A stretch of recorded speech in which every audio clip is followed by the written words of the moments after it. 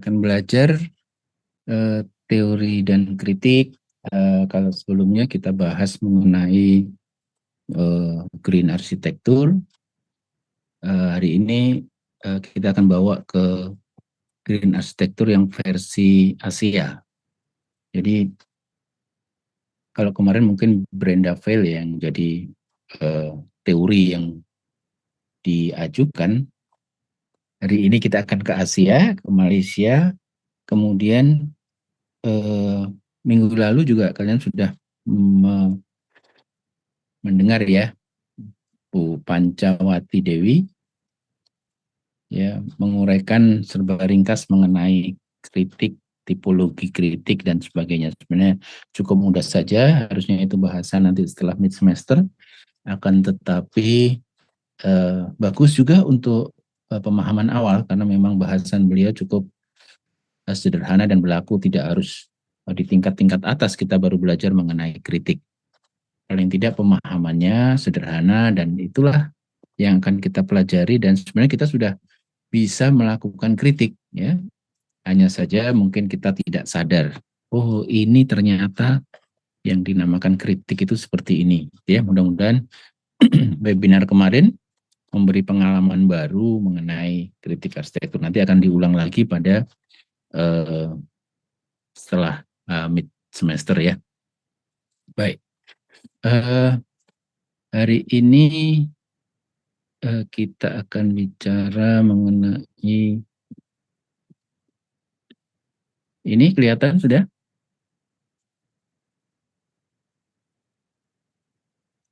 Ya, sudah kelihatan ya. Oke. Kita akan bicara tentang teori sustainable arsitektur.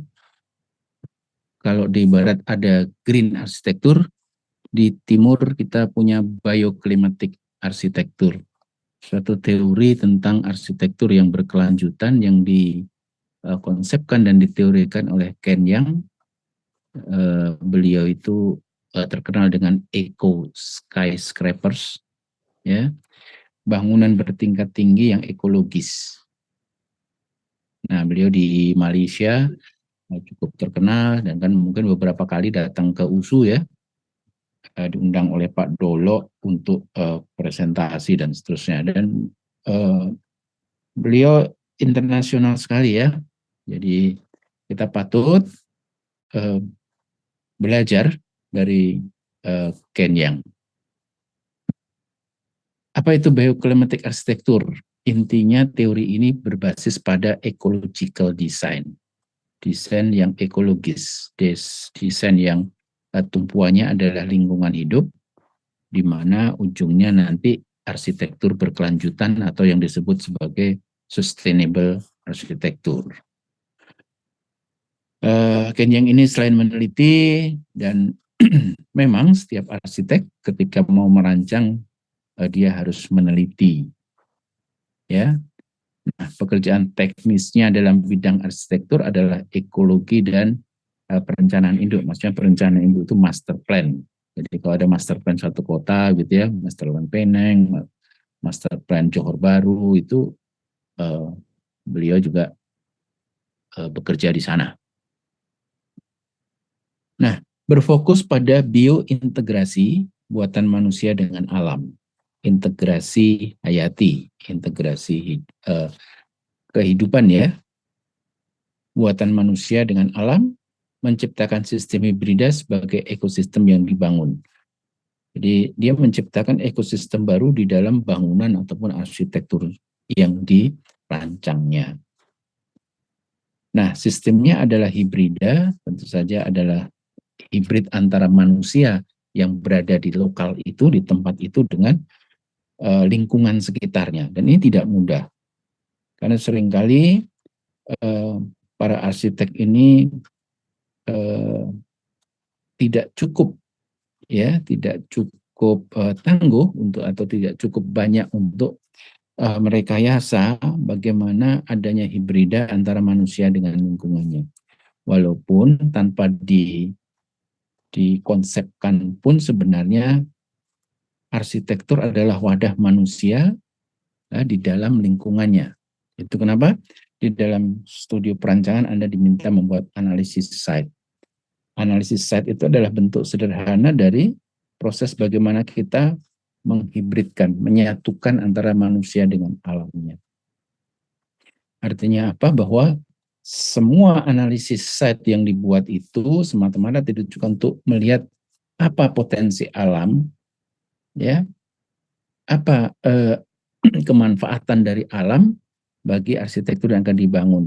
Begitu juga sebaliknya. Kalau arsitektur ini saya bangun seperti ini, apa dampaknya terhadap manusia dan habitat manusia dengan lingkungannya. Jadi ini saling berinteraksi. Nah, yang disebut sebagai hibrida. Nah, karyanya mengadopsi desain bioklimatik. Bioklimatik itu adalah satu istilah, ya, istilah di dalam lingkungan hidup, pasif rendah energi yang responsif terhadap iklim. Jadi pasif itu artinya tidak adanya mesin ataupun alat bantu elektrik misalnya untuk merendahkan energi. Jadi kalau disebut sebagai passive cooling misalnya, ya, pendinginan pasif itu pendinginan yang tidak menggunakan peralatan mekanik, elektrik dan sebagainya. Namanya passive cooling. Jadi kalau Anda membuka jendela atau membuat arsitektur dengan bukaan jendela yang lebar, Anda sudah menggunakan passive cooling. Karena secara pasif sirkulasi silang yang Anda buat dengan jendela yang banyak itu telah memasukkan energi angin ke dalam. Namun itu dilakukan dengan pasif. Jadi tekanan pada bioklimatik itu adalah rendah energi yang dilaksanakan secara pasif yang responsif terhadap iklim. Iklim mana? Tentu saja iklim lokal, dan kalau di Malaysia adalah sedikit subtropis, ya.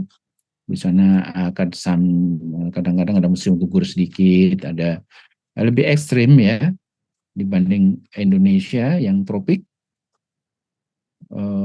panas dan hujan saja. Terus sekarang pun kadang-kadang banyak angin, tapi di Malaysia, ya, ada musim gugurnya, ada musim seminya, walaupun tidak sebagaimana di daerah dingin.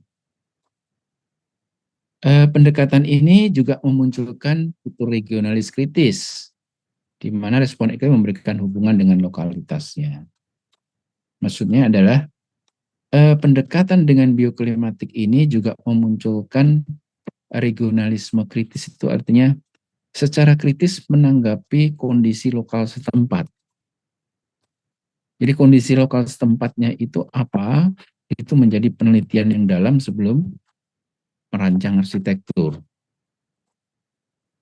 Jadi kelokalannya itu baik bentuknya, kondisi iklimnya, arah angin, ya, flora dan fauna itu direspon atau dicatat dengan baik, dan arsitekturnya disesuaikan menanggapi kondisi iklim pada tempat itu. Itu yang disebut sebagai regionalis kritis. Ada nilai kelokalan, ya, yang dibangun berdasarkan kondisi setempat, ya, disebut sebagai lokalitas, ya.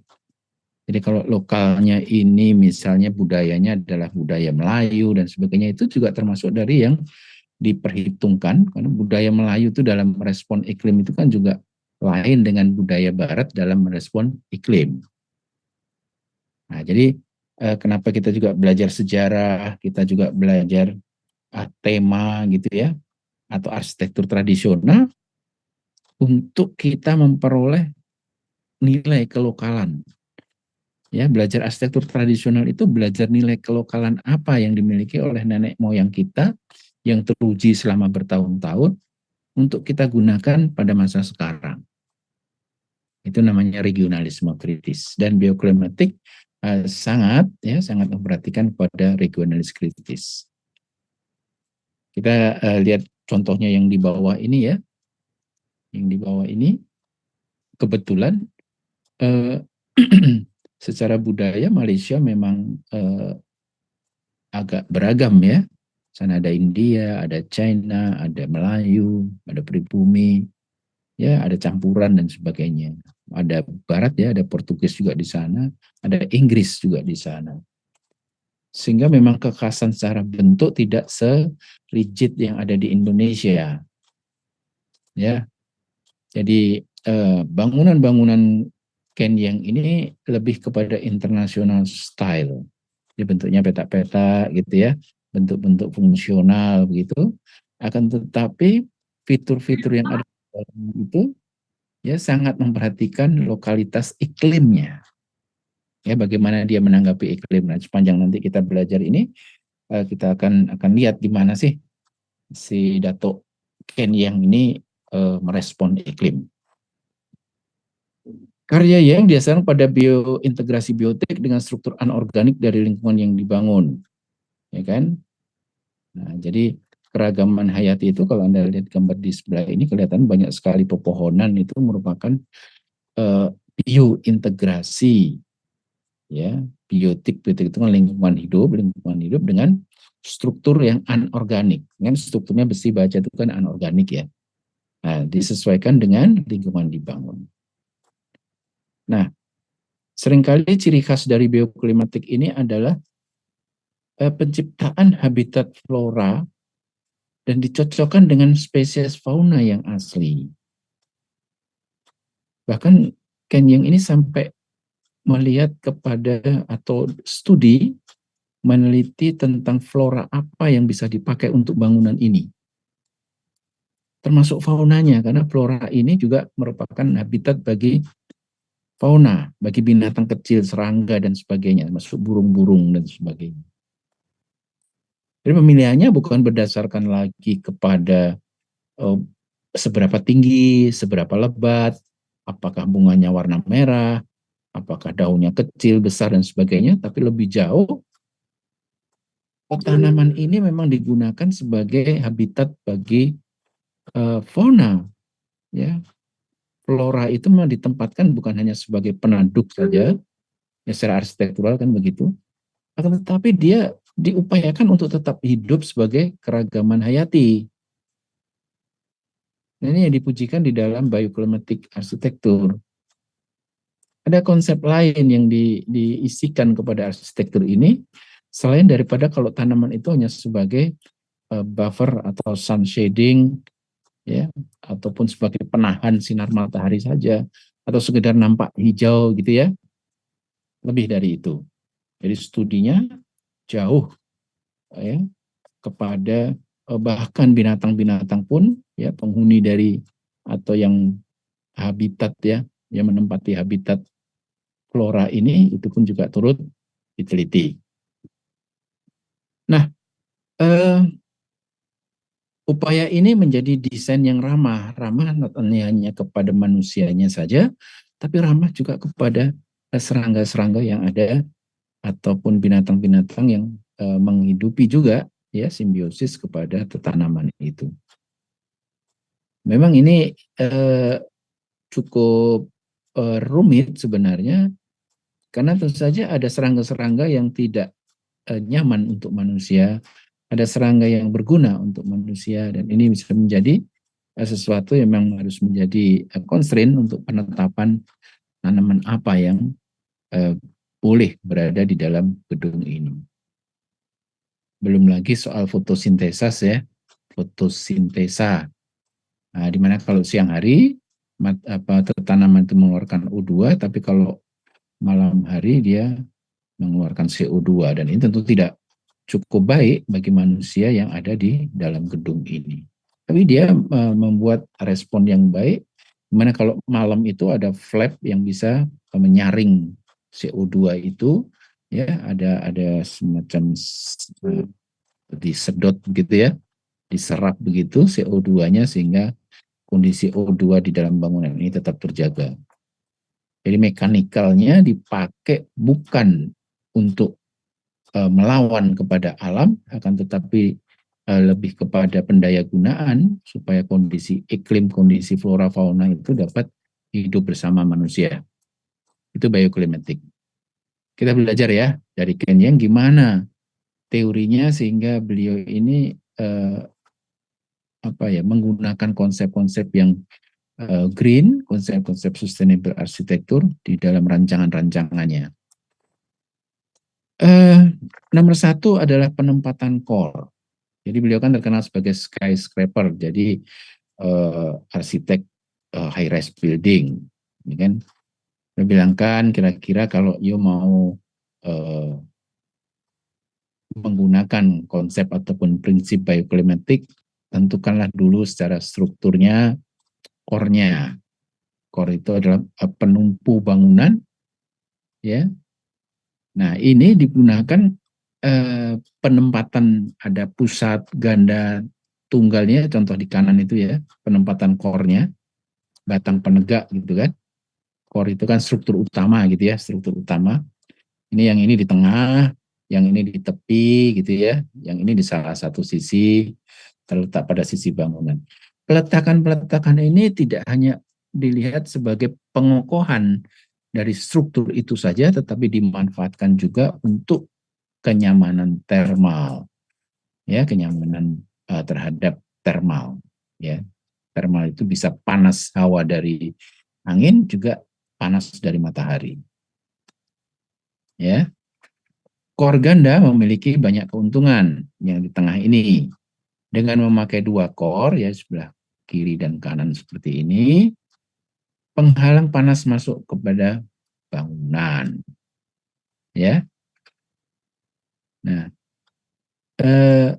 penempatan jendelanya tentu saja akhirnya berada di tepi yang seberangnya, gitu ya, sehingga penempatan core ini juga penting dilihat orientasinya terhadap arah matahari dan arah angin.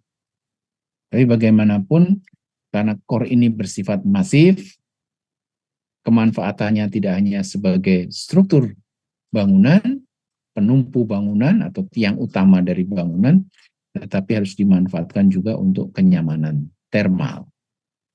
Yang dua, menentukan orientasi arah hadap bangunan. Jadi kalau di studio perancangan kalian ini seringkali orientasimu kemana, arah hadapnya kemana, ini juga dipertimbangkan di dalam bioklimatik arsitektur, ya. Nah, biasanya susunan bangunan bukaan utara selatan, ya, keuntungannya adalah memberikan atau mengurangi ya, insulasi panas, gitu ya. Jadi kalau Anda lihat ini yang core ganda tadi, ya, ini core ganda itu ditempatkan di sepanjang garis edar matahari, sehingga cahaya matahari tidak langsung masuk kepada bangunan, ya. Ini kalaupun panas itu tidak segera masuk ke dalam, tentu saja efeknya adalah menghemat kepada pendinginan buatan di dalam atau AC, ya.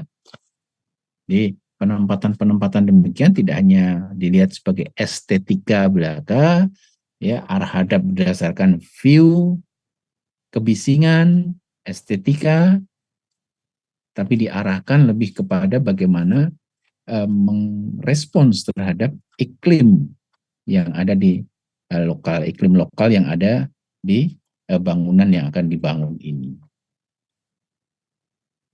Ini sangat berpengaruh terutama kepada bangunan yang high rise. Ya, tidak punya kesempatan dia untuk berlindung di balik bayangan dari gedung lain misalnya, atau di bawah pohon misalnya. Kalau bangunan satu lantai kan mungkin dikasih pohon besar selesai, gitu. Tapi kalau high rise dia akan langsung kena sinar matahari, langsung kena angin. Jadi orientasi menjadi penting, ya. Orientasi yang konsepnya diarahkan kepada kenyamanan termal.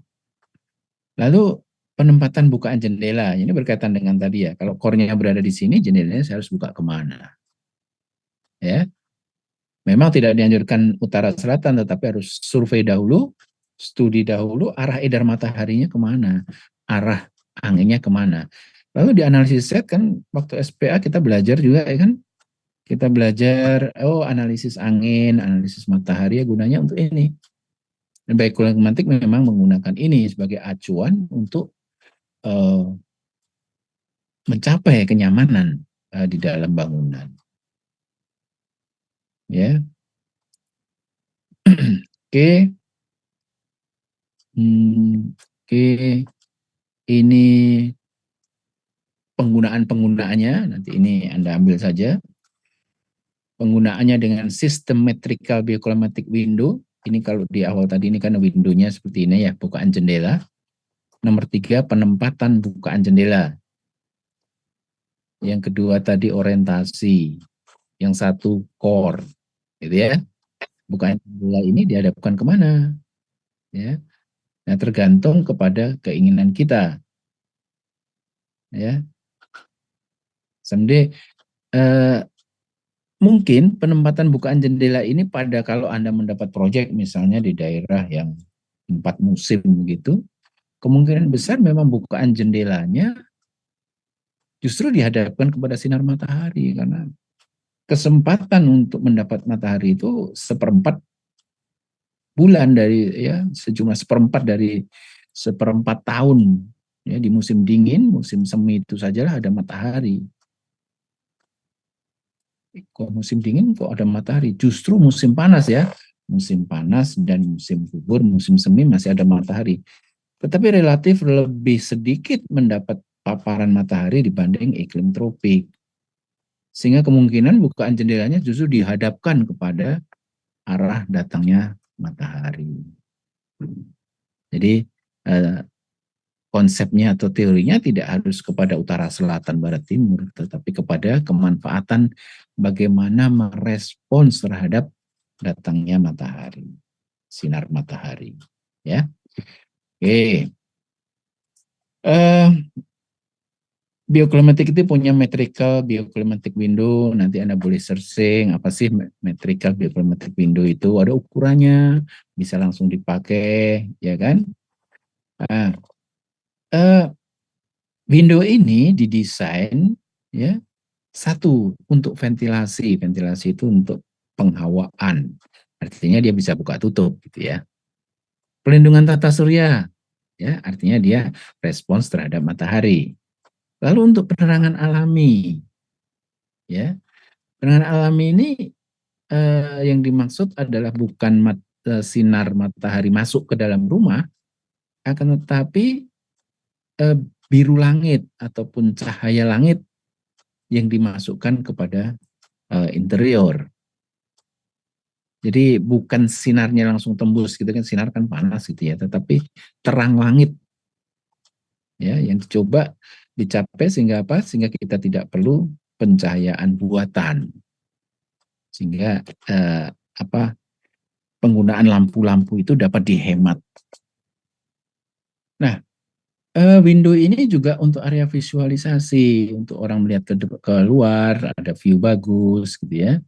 Juga untuk privasi, jendelanya bolehlah dipakai tabir, ya jendelanya itu tidak bisa dilihat dari luar untuk privasi. Jadi Windows ternyata tidak hanya sebagai atau punya satu fungsi saja, tetapi bisa untuk ventilasi, perlindungan tata surya, penerangan alami, visualisasi, dan privasi. Jadi ketika Anda nanti meletakkan window, jendela pada rancangan studio P Anda, ya kita mestinya paham bahwa tidak hanya sekedar letak supaya ini terang, supaya ini. Karena sebenarnya kita mungkin membuat jendela itu untuk privasi, tapi kita masih butuh sinar matahari, kita masih perlu pencahayaan penghawaan alami, tapi kita perlu privasi. Nah, itu window itu ternyata juga tidak sederhana. Oke, nomor 4, penggunaan balkon. Ya, bioclimatic hampir selalu menggunakan balkon, yaitu kan ini high rise ya.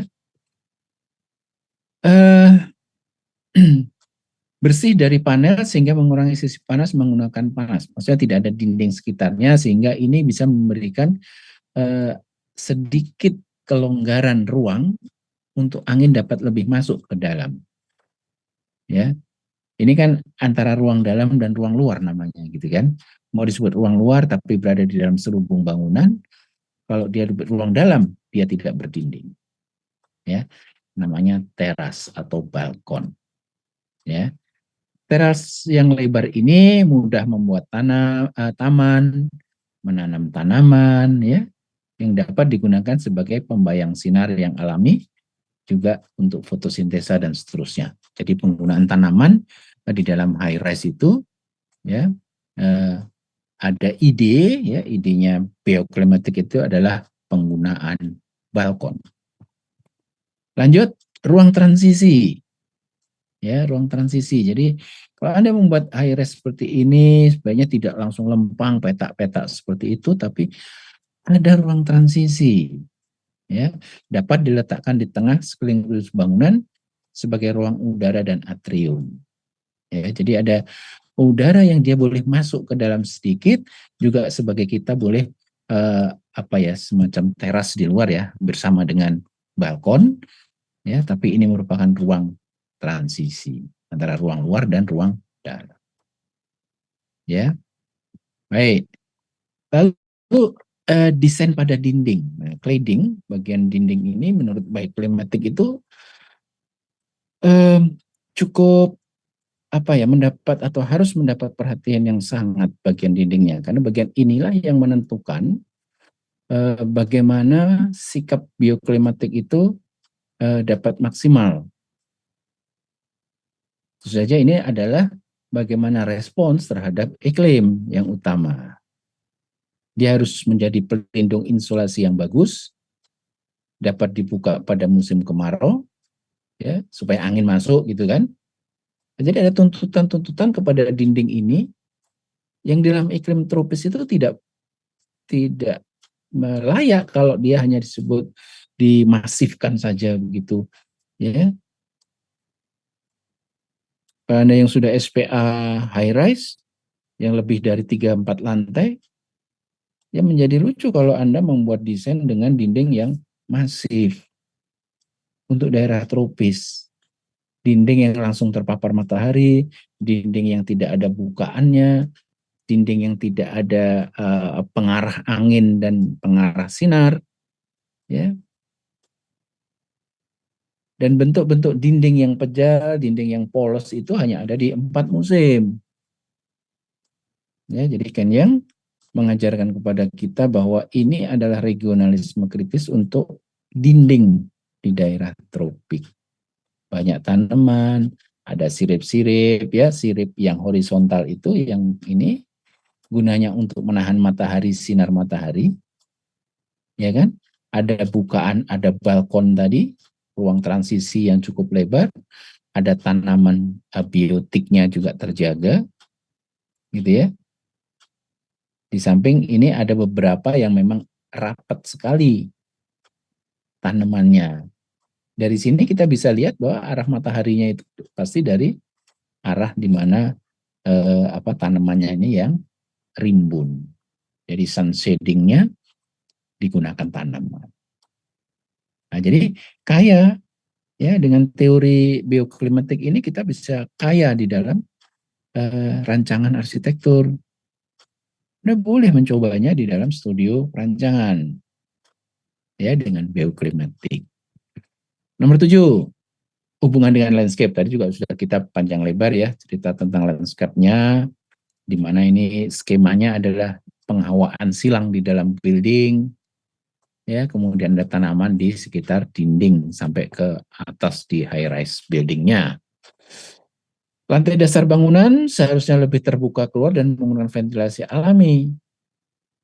Ya, karena hubungan antara jalan di bagian bawah ini juga paling utama di dalam penghawaan. Kalau di atas itu kan memang tidak ada halangan sekelilingnya ya, sehingga angin itu lancar jalannya. Tapi kalau yang di bawah lantai 1 sampai lantai 3, rumah-rumah sekeliling atau lingkungan di dalam bangunan ini pasti sudah padat gitu ya, sehingga sulit untuk mengharapkan aliran angin yang cukup kencang dibanding yang lantai atas gitu ya. Sehingga memang dianjurkan di dalam teorinya bioklimatik ini, bagian bawahnya yuk kasih lubang cukup besar gitu ya. Ini contohnya yang di bawah ini ya kan, sehingga anginnya luasa. Biasanya ini digunakan untuk tempat parkir ya, sama seperti Medan Fair Plaza itu ya. Bagian bawahnya diangkat, ditinggikan untuk memperoleh penghawaan yang baik. Oke, nomor 8. Ada pembayang, pengalir udara pasif. Ya, modelnya macam-macam. Ya. pembayang sinar matahari. Jadi penutup pada dinding yang masif tadi ada sun shading atau sekarang disebut apa ya, secondary skin, gitu ya. Kalau Anda lihat karya-karya arsitektur atau karya-karya tugas akhir kakak kelas kita ya, Anda bisa lihat rata-rata mereka menggunakan sun shading, secondary skin dengan segala bentuknya gitu ya. Ya tergantung dari kreativitas rancangan. Ya ini contoh-contohnya pembayang pasif, kemudian penggunaan ventilasi silang. Ya bisa ventilasi silang itu bisa dari atas ke bawah begini ya, sistem cerobong. Jadi tidak hanya horizontal, akan tetapi rupanya bisa digunakan dengan model vertikali. Oke, ini contohnya ya Kenyeng, ini menara mesin niaga di mesin niaga itu di mana ya, di Pinang atau di Kuala Lumpur ini? Ya, ini karya bioklimatik di mana secondary skin atau face fasade skin ya dapat dikreasikan dengan beragam bentuk, estetikanya dapat gitu ya. Nah ini skematik dari bagaimana secondary skin tadi berfungsi, ini dihitung nih, diukur nih berapa ketinggiannya, berapa jarak dari dinding keluar ini ya, supaya sinar matahari maksimal itu dapat tidak masuk langsung ke dalam bangunan. Ya, ini tidak masuk ke dalam bangunan. Ini dihitung ya, ada perhitungannya, nanti bisa dilihat banyak sekali ya, namanya biometric window gitu ya, biometric window-nya bioklimatik. Yang tiga tiga sisi ini pendek saja, tapi yang satu layer tebal ini berada agak jauh gitu ya, karena dia ada balkonnya, ada balkon juga dan ada dinding, bukan dinding, jendela yang bisa dibuka. Ini gambar jendela. Oke, nah nomor 9 penyekat panas. Penyekat panas. Yang utama penyekat panasnya pasti tadi ya, core ganda tadi ya, core yang letakkan dua sisi. Tapi bisa juga bentuk cladding penyekat panas, seperti cladding itu pelingkup gitu ya, penyekat panas. Nah, penyekat panas ini namanya thermal insulation. Silakan dikomposisikan dengan baik. Bahannya bisa macam-macam, termasuk tanaman. Dari mulai insulasinya ini di bawah ini kan ada tanaman sampai kepada batang-batang atau lengkung aluminium seperti ini. Penyekat panas. Ya, karena kita berada di iklim tropis ya, sehingga memang tantangan kita itu cuma angin, hujan, dan panas. Itulah yang harus disiasati, bagaimana supaya bangunan kita itu orang-orang berada di dalamnya dapat nyaman dengan hemat energi. Makanya ini masuk dalam kategori sustainable arsitektur ataupun green arsitektur. Nah, ini ya habis. Oke, oke. Wait a minute. I think cuman satu ini kok. Tinggal satu ini, nggak apa-apa, kita lanjut dan kita habiskan. Ya, ini struktur massa bangunannya. Dapat Anda lihat di sini strukturnya bagaimana paduan dari 9 tadi menjadi ini. Ya, ini bagian terakhir dari presentasi kita untuk Kenyang Bioklimatik. Nanti akan saya